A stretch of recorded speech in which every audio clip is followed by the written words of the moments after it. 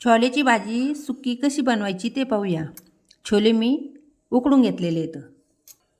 कांदा कापून घेतलेला आहे, टोमॅटो पण कापून घेतलेले आहे, जिरे, मोहरी, हळद, लाल तिखट, मटण मसाला, बारीक मीठ घेतलेलं आहे, कस्तुरी मेथी, कढीपत्ता आणि कोथिंबीर पण घेतलेली कापून.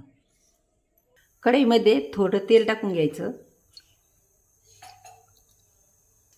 मोहरी टाकायची, मोहरी तडतडली की जिरे टाकून घ्यायचे, कांदा पण टाकून घ्यायचा लगेच त्याच्यामध्ये.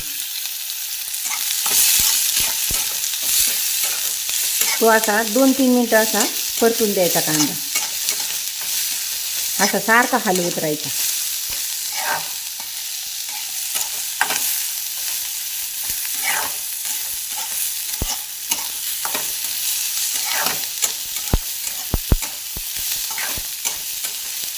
तुम्हाला जर तेल जास्त आवडत असेल तर जास्त पण टाकू शकता, कमी लागत असेल तर कमी पण वापर करू शकता.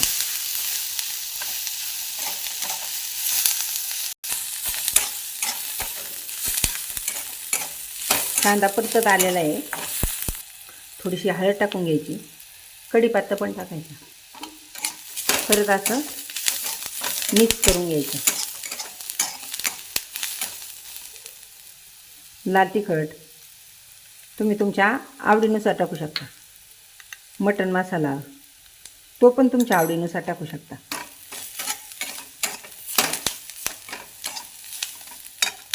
टोमॅटो पण लगेच टाकून घ्यायचं, परत 1 मिनिटासाठी असं हलवत राहायचं.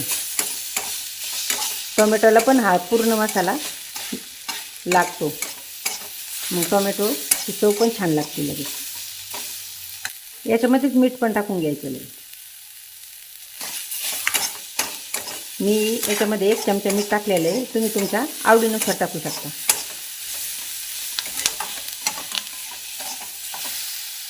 हे उकडलेले छोले पण याच्यामध्ये टाकून द्यायचे.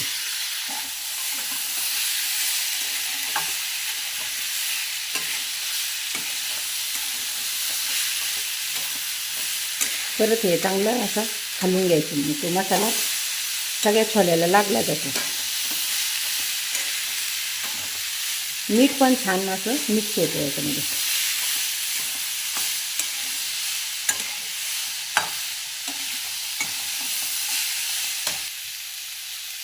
कोथिंबीर पण टाकून घ्यायची लगेच.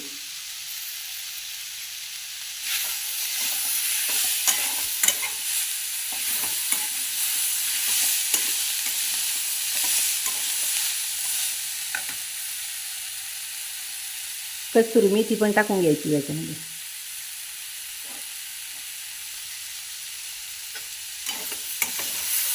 परत याला 1 मिनिटासाठी असं हलवत राहायचं.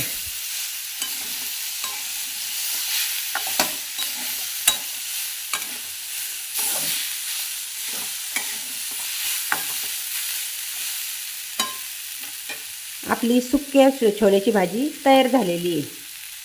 पहा किती सुंदर कलर पण आला आहे आणि दिसायला पण छान वाटते आणि चवीला पण छान लागते अशी भाजी सोप्या पद्धतीने बनवल्यानंतर. छोल्याची भाजी आपली तयार झालेली आहे. तुम्ही नक्की करून पहा. आवडल्यास शेअर, लाईक करायला विसरू नका.